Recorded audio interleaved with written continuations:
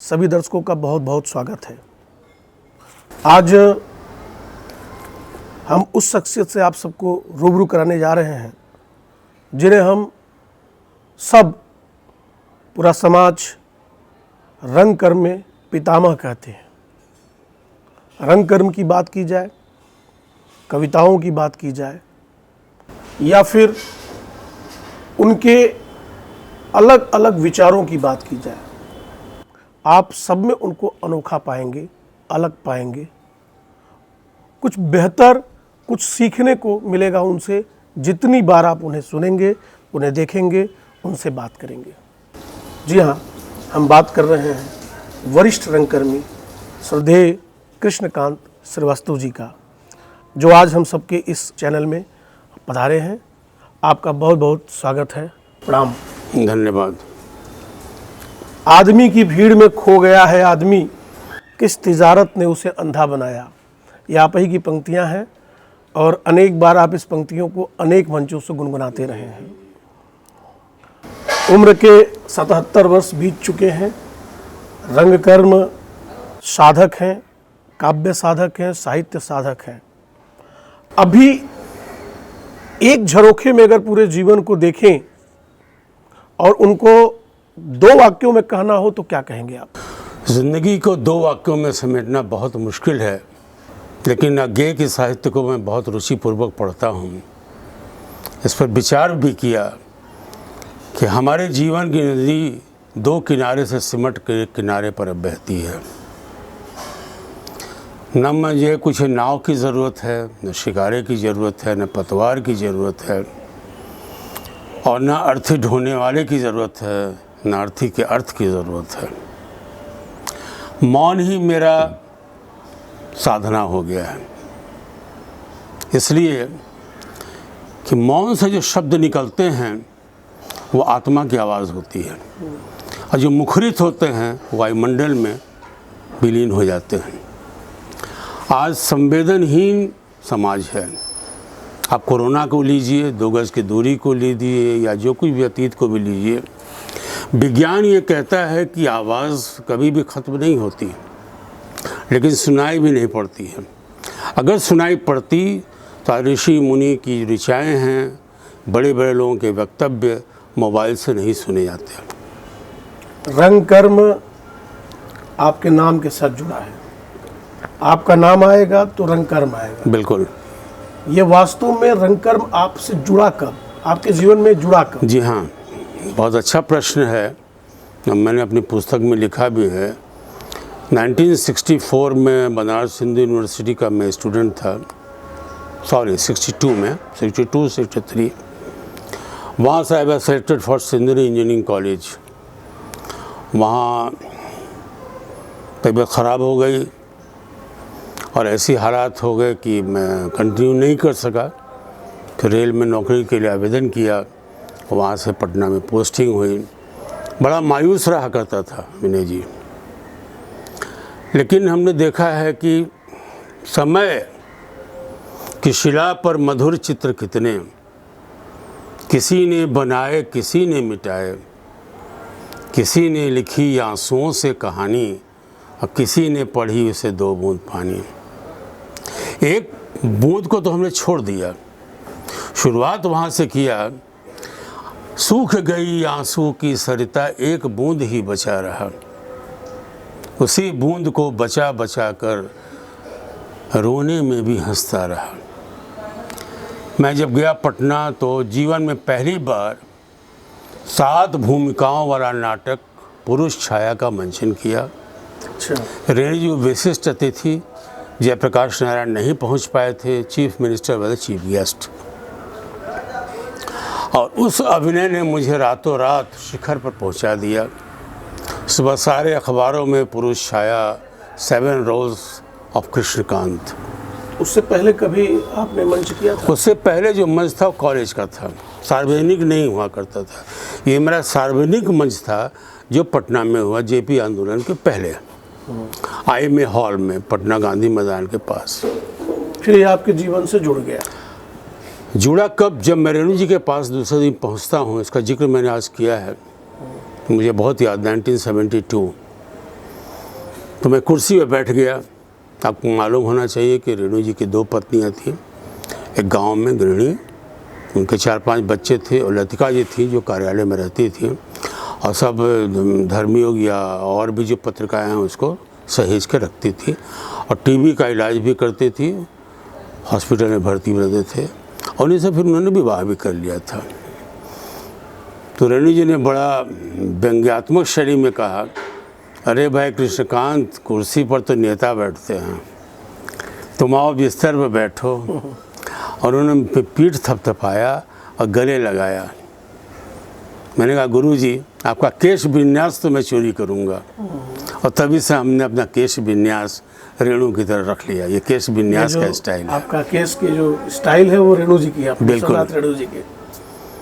और जैसे राजा महाराजाओं के यहाँ हीरामन तोता रखा जाता था, उनके यहाँ भी तोता था, जिस पर तीसरी कसम उन्होंने फिल्म रखी थी, जिस पर राज कपूर ने काम किया था, तीसरी कसम। आंचलिक थे, गांव जाते थे। तो हमने कहा, गुरुजी मुझे मार्गदर्शन कीजिए, ये बहुत ज़रूरी है आप लोगों को बताना, क्योंकि यही मार्गदर्शन जब नहीं मिलता है तो मार्ग भटक जाता है व्यक्ति। और यह कोई गुरु नहीं दे सकता, कोई उपासना नहीं दे सकती, ये कोई दिल से आपको मानता होगा तो ये आत्मा की चीज़ आपको देगा। पहली चीज़ कि कृष्णकांत तुम्हारे पीठ पर कितने हाथ हैं, डोंट काउंट, इसको मत गिनो। तुम्हारे पीठ पर किसके हाथ हैं, इसको देखो, पहली चीज़। दूसरी बीज कि अब तुम आप बढ़ रहे हो। एक शब्द आता है उर्दू में, रुखसार नम, उसके बहुत सारे अर्थ हैं। कपोल लाल हो जाते हैं चुम्बनों से, उसको रुखसार नम कहते हैं। हम क्या गुरुजी बोले, सच बात है, इतने चुम्बन पड़ेंगे, इतने चुम्बन पड़ेंगे कि चकाचौंध हो जाओगे। एक चीज़, किस किस व्यक्ति ने आस्तीन का सांप पाला है, पहले इसका पता करो,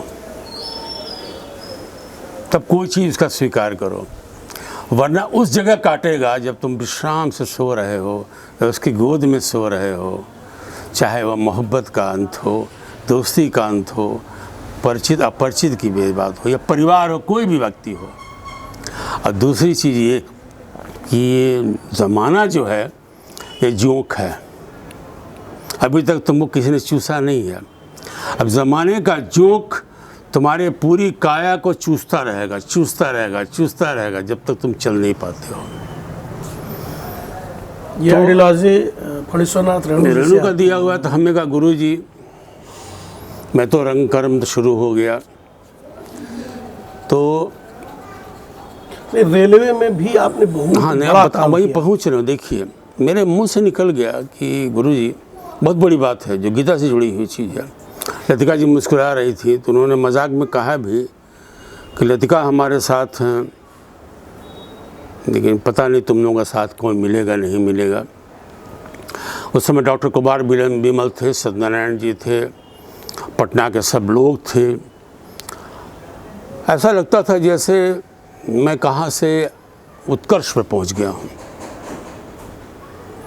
तो उस वक़्त ये बताना बहुत ज़रूरी था। मैंने कहा, गुरुजी दिनचर्या कैसे होगी? बोला क्यों, आकाशवाणी में करवा दीजिए। तो चतुर्भुज जी को उन्होंने फ़ोन किया, हमने इंटरव्यू दिया आकाशवाणी में, 1-2 बार करके मैं आकाशवाणी में अनाउंसर हो गया।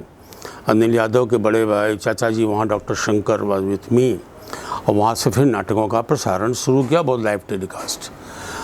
नाटक करते करते मेगा प्ले जो हमने किया 52 आर्टिस्टों का, घासीराम कोतवाल तब इंडिया में पॉपुलर हो गया, including National School of Drama. He was the man who acted as Ghasiram, जबकि सुप्रीम कोर्ट से उसको बैन हटा दिया गया था। नाना फडणवीस की भूमिका, उस भूमिका ने हमें इतना महत्व दिया, इतनी प्रेरणा दी, इतना बूस्टअप किया कि जितना सदमा था वो काफूर हो गया।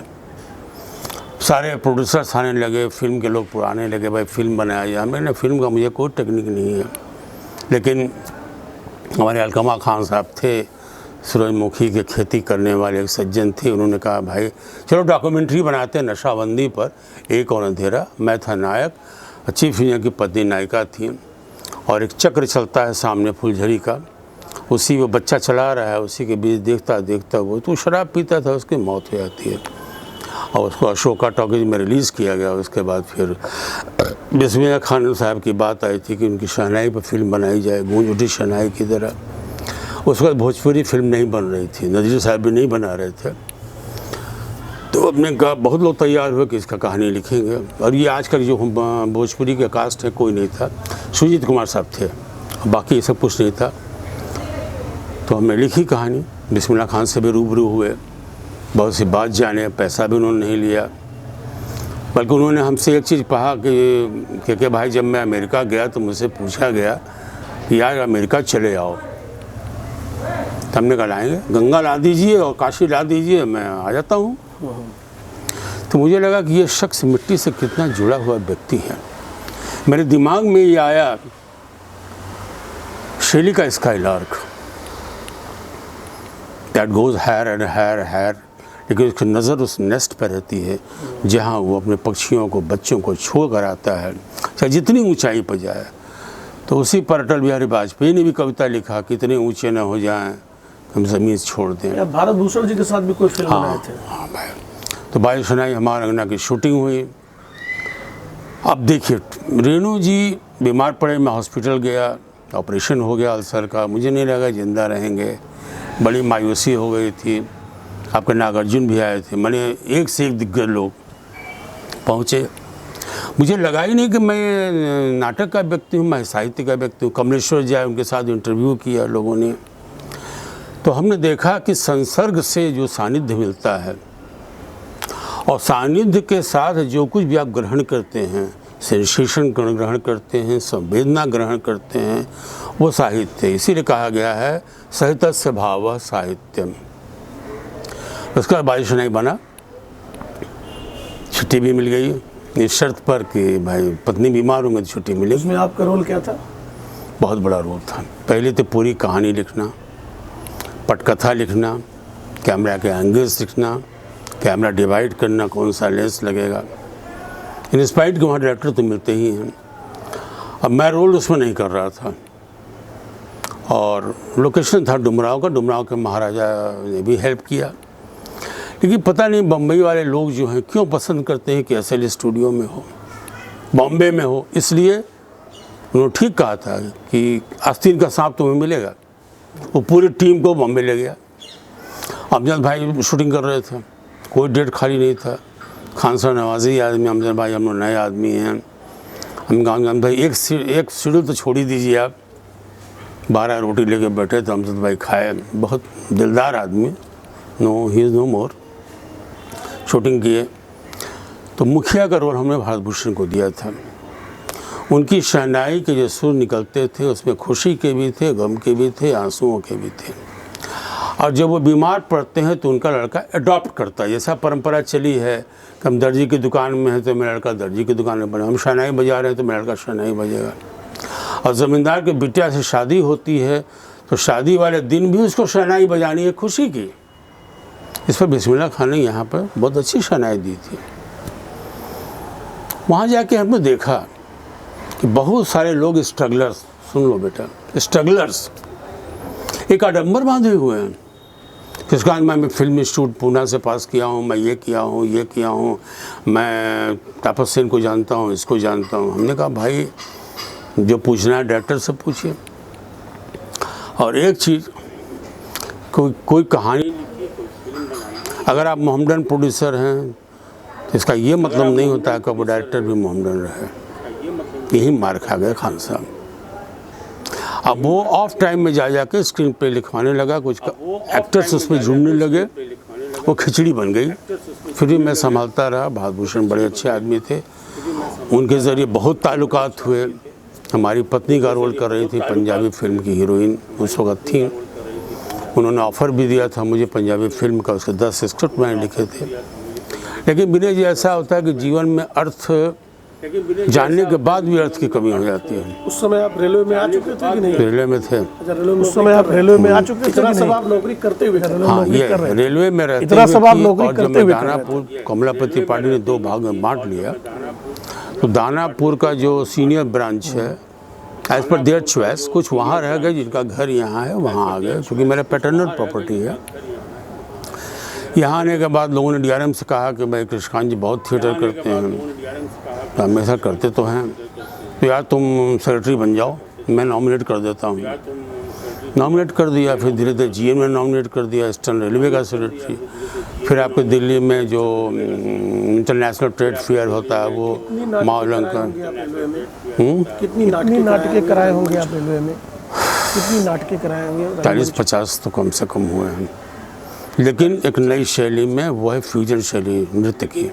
वहाँ से हमने नृत्य विधा में नाटक शुरू किया, पर्सोनिफिकेशन ऑफ एवरीथिंग। जैसे पेड़ से बात करना है, कदम से बात करना है, सृष्टि से बात करनी है, तो उसको मनुष्य बना के, महिला बना के कैसे पेश किया जाए, कथक में पेश किया जाए, भरतनाट्यम में पेश किया जाए, वो सीखना शुरू किया।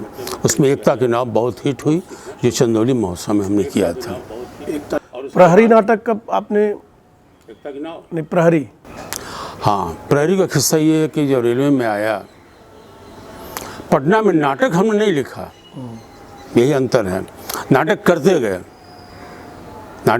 गए, लेकिन रेणु जी की बात याद आती है कि जब तक तुम रंग में रमोगे नहीं, तुम्हारा रंग कर्म पूरा नहीं होगा। तुमने तो वही किया जो डायरेक्टर बताता है, तुमने वही किया जो किताबों में लिखा है, तुमने वो कहाँ किया जो तुम खुद लिखे हो। मैं कहा ये बात तो बड़ी अच्छी है। तो यहाँ आकर हमने शुरू किया नाटक लिखना। सबसे पहले कंपटीशन था जमालपुर में, और आपको पता है कि ईस्टर्न रेलवे में जमालपुर जो प्रेमचंद की सभी नाटकों का मंचन किया था, उसको बीट करना बड़ा मुश्किल था। कफन ये है, और प्रेमचंद का वो है बीघा भर जमीन, ये सब। तो हमने महाशक्ति लिखा, और हिंदी मीडियम मिला, इसलिए कि हिंदी विभाग के जिम्मे था कि नाटक को भेजा जाए। दिनेश जी नहीं थे उस वक्त, दूसरे अधिकारी थे। मैंने वहाँ किया। फिर वही बात आती है कि छल होगा आपके साथ। विनय जी भाई, जो बोल रहा हूँ 100% सत्य बोल रहा हूँ। शाम के वक्त चाय में क्या मिला दिया गया कि मेरा गला अवरुद्ध।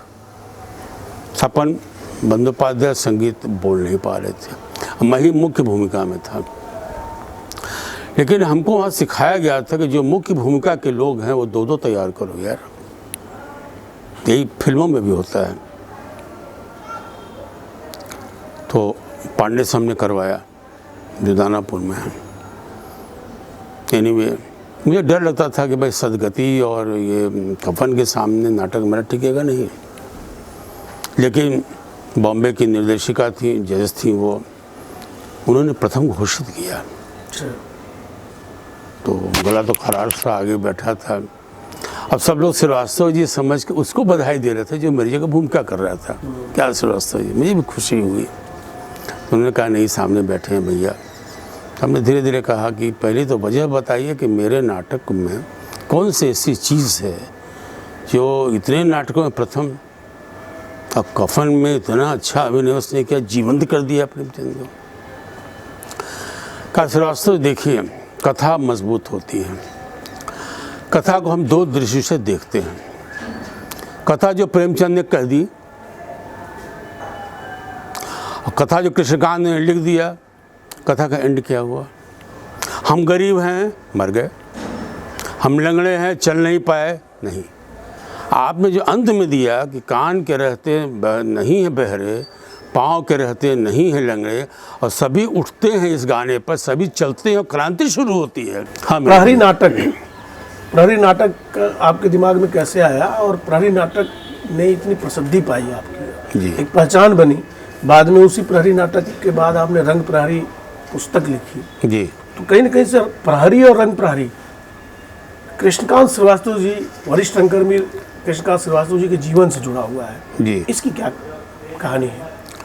आपको याद होगा कि सांप्रदायिक हिंसा बहुत हो रही थी उन दिनों।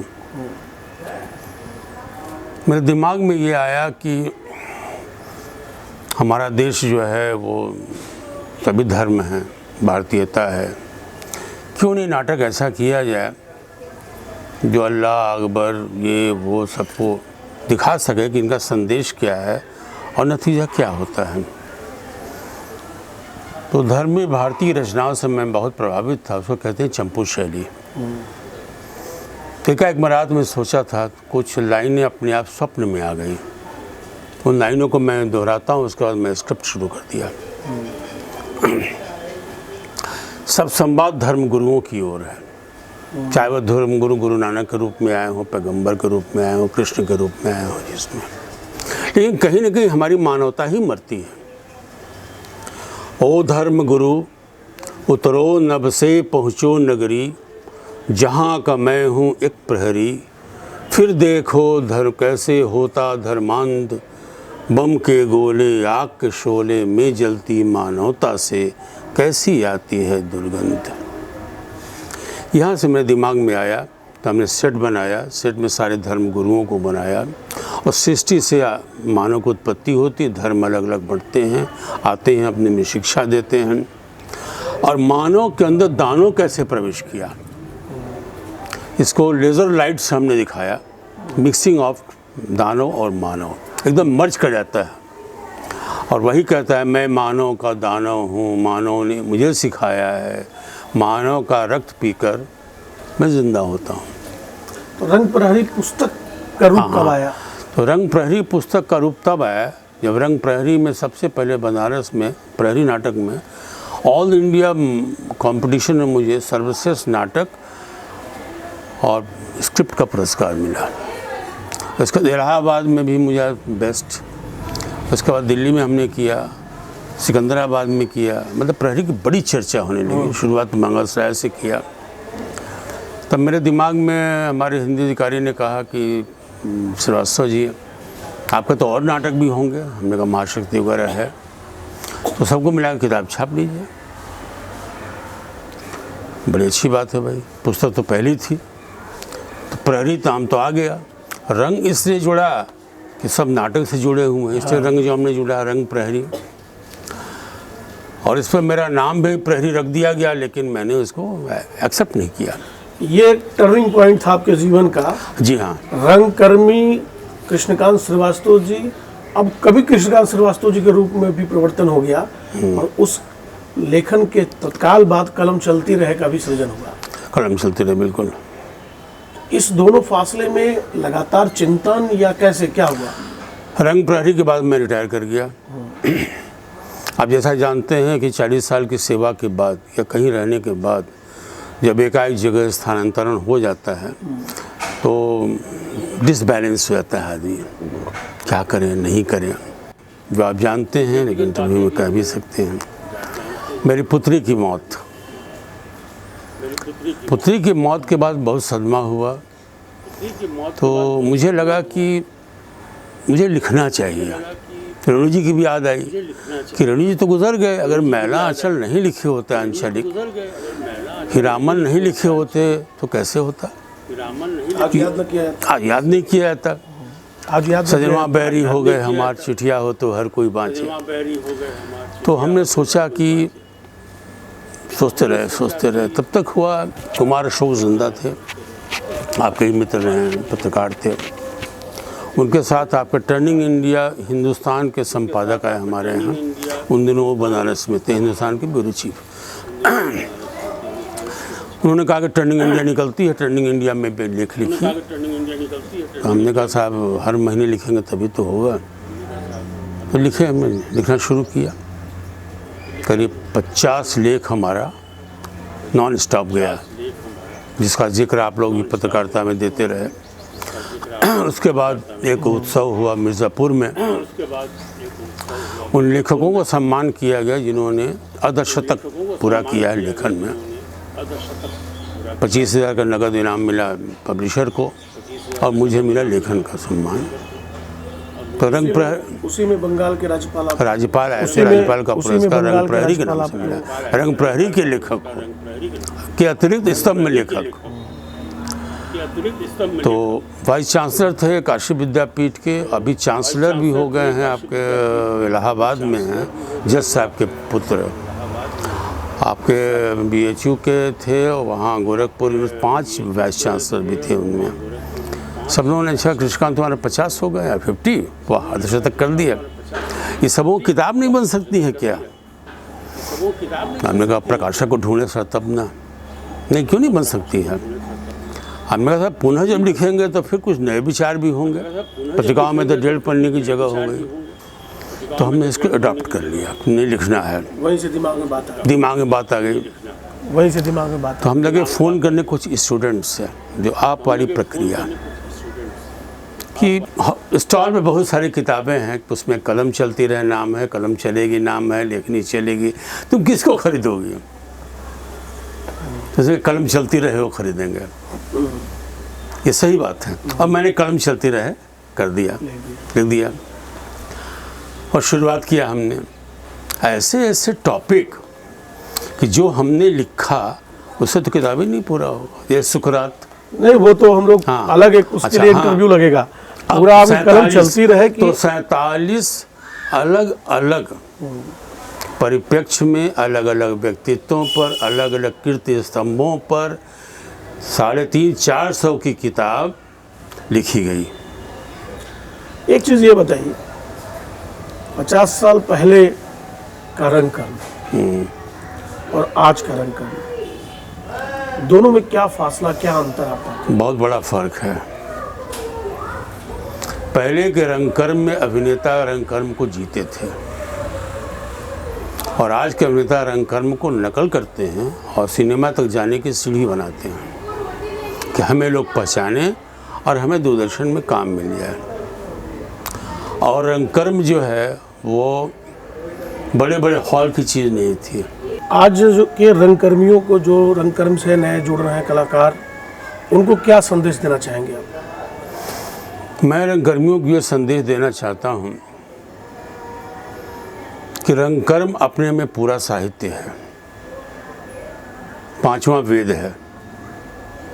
तो केवल अभिनय मत करो, इसलिए कि उतनी ही देर तक तुम रह जाते हो, रंगकर्म को समझ नहीं पाते हो। रंगकर्म को संपूर्णता में जियो और उतना जीना है कि उसको दर्शक अडॉप्ट करे। अगर दर्शक अडॉप्ट नहीं करता है तो आपका रंगकर्म व्यर्थ है। और रंगकर्म को कहीं से भी तुम प्रॉफिटेबल मत जीतो, रंगकर्म से पैसा नहीं आता है। स्थिति रंगकर्म शौकिया भी नहीं है, रंगकर्म साधना है। तो साधना करना है, इसके लिए ठीक है। जैसे आषाढ़ चल रहा है, उदाहरण के तौर पर कहीं भी आप देख रहे हैं कि आषाढ़ का एक दिन नाटक खेला गया है, किसी को पता ही नहीं। मोहन राकेश का नाटक है जो MA में पढ़ाया जाता है। अगर खेलते तो साहित्य का भी ज्ञान होता कि मोहन राकेश की अनुपम कृति है, कालिदास मल्लिका का संवाद है। और ये चीज़ें छूट रही हैं, विधा से छूट रहे हैं लोग।